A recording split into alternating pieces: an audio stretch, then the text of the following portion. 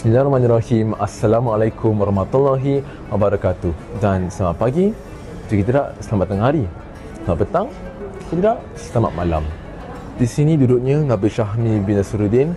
Dengan ini mahu berkongsi kepada rakan-rakan sekalian, tidak kira jika anda sedang berpuasa ataupun jika anda telah pun berbuka puasa. Saya mahu kongsikan suatu topik yang agak penting dan boleh bawakan banyak faedah di samping bulan Ramadan yang mulia ini. Apatah lagi bila sekarang hanya merupakan 4 hari Ramadan. Saya mahu kongsikan satu hadis di mana diriwayatkan oleh Abu Hurairah radhiyallahu anhu, di mana Rasulullah SAW bersabda, ada orang yang bila puasa dia tidak mendapat apa-apa sekalipun di puasanya selain menahan dahaga dan lapar. Juga orang yang berkiam pada awal pagi dan lewat malam dan tidak mendapat apa-apa pun dari kiamnya selain menjaga malam. Hal ini buktikan bahawa sebenarnya bila kita berpuasa ini, kita perlukan ada niat selain hanya untuk menahan diri daripada makan dan minum ataupun perkara-perkara yang bertengah puasa kita.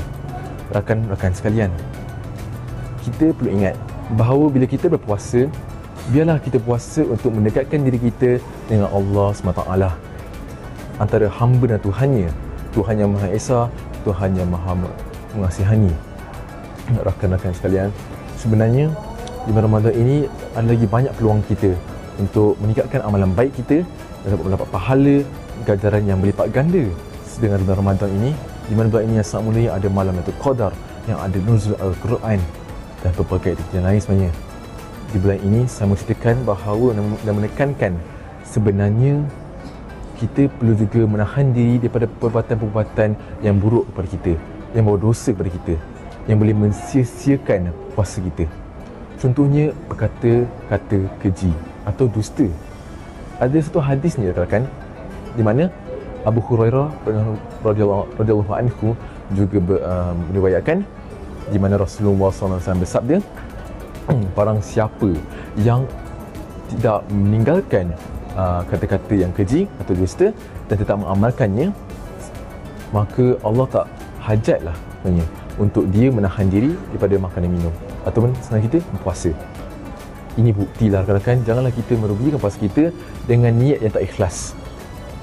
Oleh itu, saya mahu mengajak anda semua sebenarnya untuk sama-sama kita menjadi hamba yang bertakwa, yang bersyukur kepada Allah Ta'ala kerana kita mengalami bulan Ramadan ini yang hanya datang setahun sekali.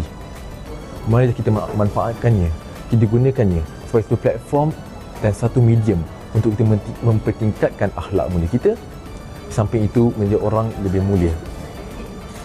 Jadi saya juga dengan setelah hatilah mahu mengucapkan selamat berpuasa, dan insya-Allah saya percaya usaha anda tak akan dikhianati asalkan usaha anda terus dengan niat yang ikhlas.